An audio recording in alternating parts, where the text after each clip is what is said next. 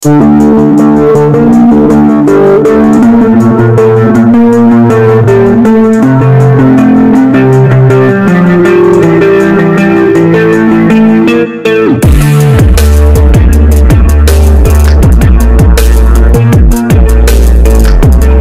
cerita yang diungkapkan Jenderal Soemitro dalam buku biografinya yang berjudul Dari Pangdam Mula Warman sampai Pangkop Kamtib. Buku biografi Jenderal Soemitro itu sendiri ditulis oleh Ramadan KH, salah seorang penulis senior yang tak lain ayah dari musisi Gilang Ramadan. Adapun Jenderal Soemitro yang dimaksud adalah Jenderal Bintang 4 yang pernah jadi Pangkop Kamtib di era Soeharto menjadi presiden. Nah, cerita yang akan diulas dalam video ini adalah salah satu cerita lucu ketika Jenderal Soemitro ditugaskan Menteri Panglima Angkatan Darat, Letjen Soeharto ke Jawa Timur untuk memegang posisi sebagai Pangdam Brawijaya. Dalam buku biografinya tersebut, Jenderal Soemitro bercerita, jika dia itu suka jalan-jalan sendiri ke tengah kota, tanpa mengenakan seragam militer alias berpakaian preman. Waktu dia menjadi Pangdam Mula Warman, kebiasaan ini juga kerap dilakukannya. Waktu Soemitro menjadi Pangdam Brawijaya, kebiasaan jalan-jalan sendiri hanya ditemani supir juga kerap ia lakukan.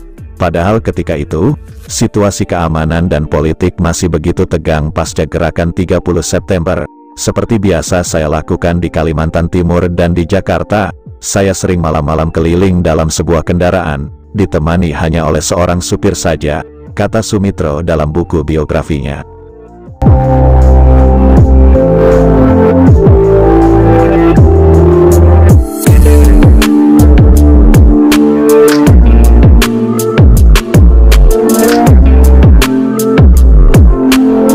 Suatu malam, Soemitro hanya ditemani supir keluar malam untuk jalan-jalan keliling kota Surabaya, sampai akhirnya, di pertigaan Toko Piola, pada kira-kira pukul 22.00 mobil Jenderal Soemitro diberhentikan oleh dua orang prajurit KKO Marinir. Rupanya, dua prajurit KKO Marinir ini ingin menumpang.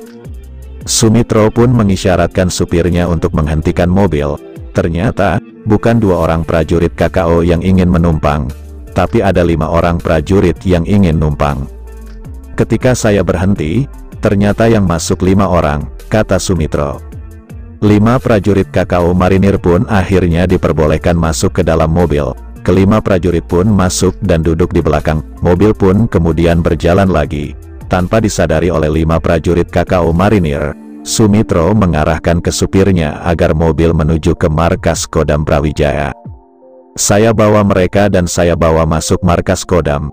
Mereka selama itu asyik sendiri rupanya, sebab waktu kami masuk ke Kodam, kata Soemitro. Akhirnya mobil pun meluncur dan masuk ke markas Kodam. Lalu mobil berhenti.